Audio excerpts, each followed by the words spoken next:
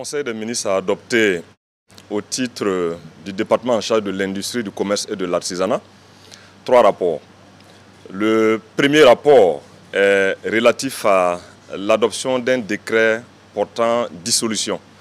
de la maison de l'entreprise du Burkina Faso, structure associative,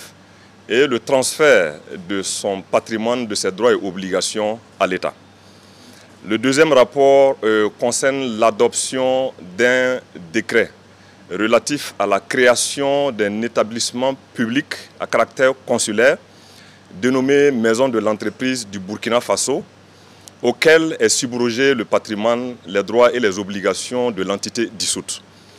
Et le troisième rapport est relatif à l'adoption des statuts particuliers de la nouvelle entité créée. Il faut dire que l'adoption de ces 3 décrets s'inscrit dans la dynamique de la refondation de l'État, entreprise par le gouvernement à travers des réformes apportées à des entités stratégiques importantes d'appui au secteur privé. L'adoption de ces 3 décrets permettra également à la nouvelle entité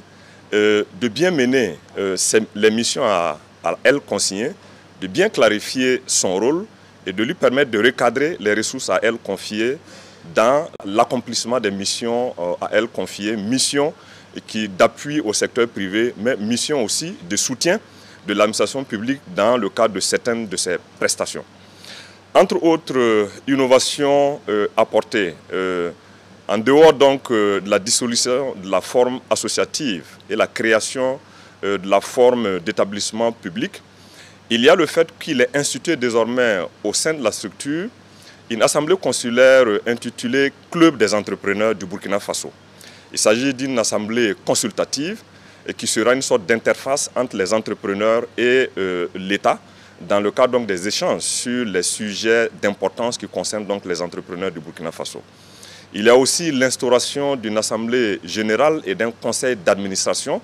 qui seront désormais les organes donc, de gestion et de contrôle donc, de la nouvelle entité, au sein desquels siégeront exclusivement des représentants de l'administration. Donc ces différents décrets adoptés vont permettre à la maison de l'entreprise de dérouler avec beaucoup plus de clarté ses missions du moment où son rôle et son ancrage institutionnel est désormais précisé.